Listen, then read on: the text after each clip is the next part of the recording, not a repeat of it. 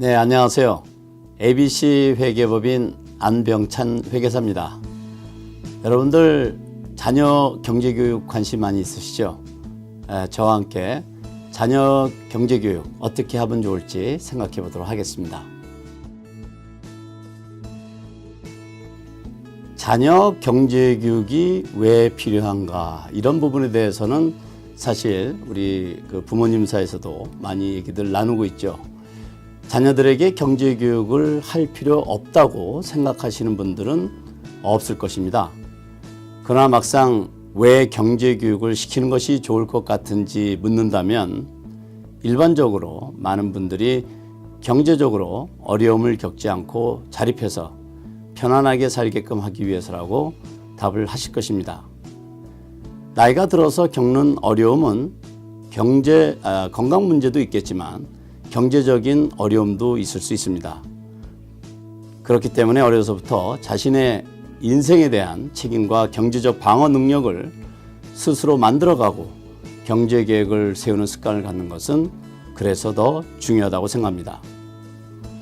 돈을 밝히거나 어두운 아이가 아닌 돈의 밝은 아이로 키우기 위해서 자녀들에게 경제 교육을 시키는 것은 의미가 있습니다. 저축과 지출에 대한 습관은 어른이 된다고 해서 갑자기 생기거나 바뀌지 않습니다.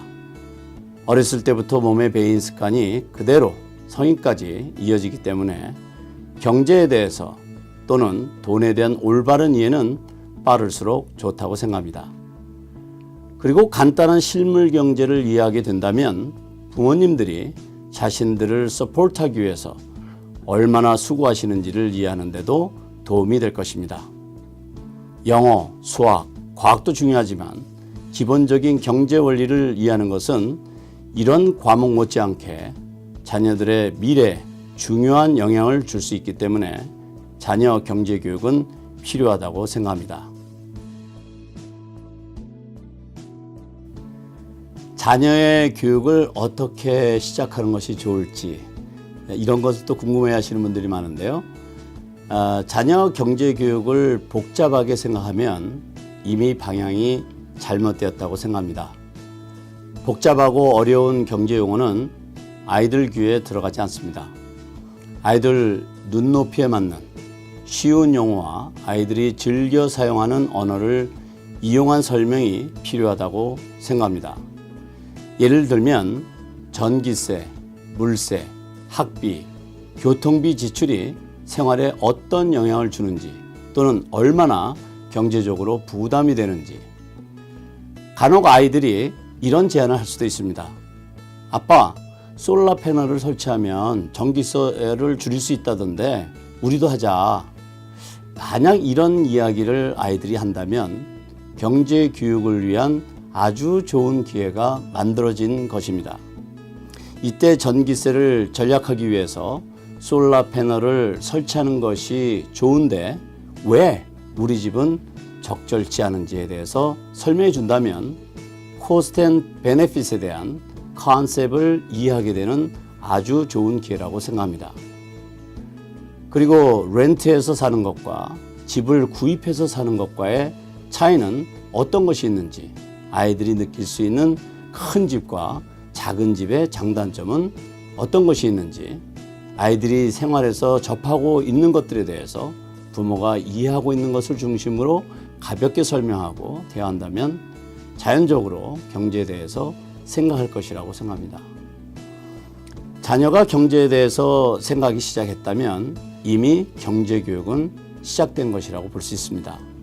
따라서 복잡한 경제 용어나 컨셉을 설명하기보다는 쉬운 용어를 사용해서 가볍게 터치할 수 있는 내용으로 시작되는 것이 바람직하다고 생각합니다. 자, 한국이나 미국이나 부모님들이 상당히 바쁘십니다. 자, 이렇게 바쁜 가운데 어떻게 아이들한테 경제교육을 시키는 것이 효과적일까? 자녀들의 경제교육을 부모님들이 많은 시간을 쓰지 않으면서도 가볍게 교육하는 방법이 있다고 생각합니다. 예를 들면 용돈을 주고 관리하게 하는 방법도 있겠죠.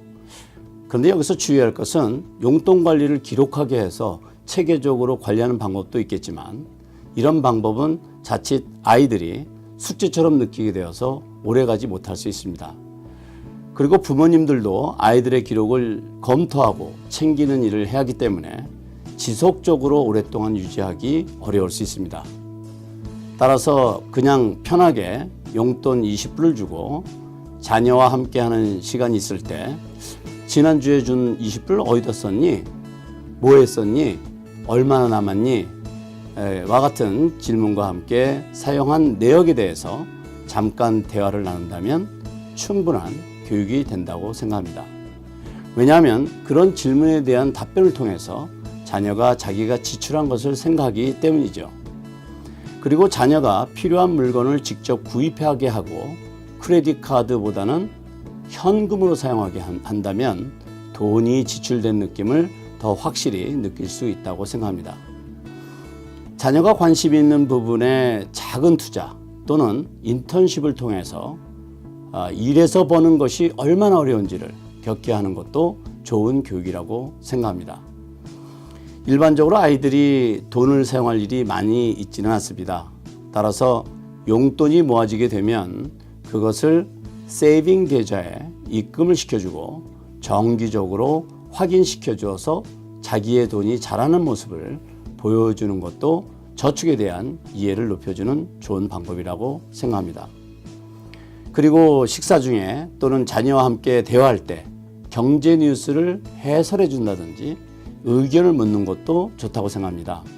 예를 든다면 트럼프가 파산을 했다는데 파산이 뭔지, 파산하게 되는 이유에 대해서도 함께 생각하는 시간을 갖는다든지 하는 방법들은 자연스럽게 대화를 통해서 경제에 대한 주의 환기를 시킬 수 있는 좋은 방법이라고 생각합니다.